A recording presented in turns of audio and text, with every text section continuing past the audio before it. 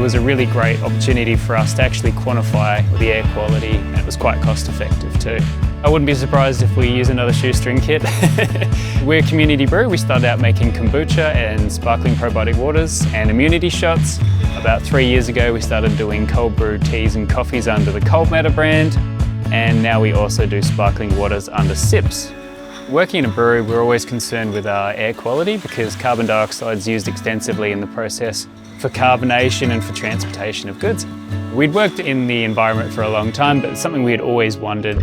We used the Shoestring air quality kit, which measured carbon dioxide and volatile organic compounds. The process was very simple. All we had to do was plug them in and look at the data, so yeah, it's been very easy. We were pleasantly surprised that the air quality in our workshop was quite good.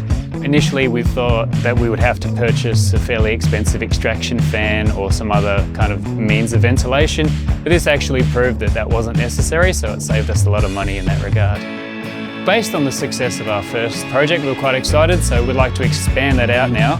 So we've added a temperature monitoring kit to our arsenal. We want to measure if there's any cold or hot spots, and we also want to see how the gas is distributed in that room so we can get a more even and reliable fermentation. We've planned it out and we're really excited to get going.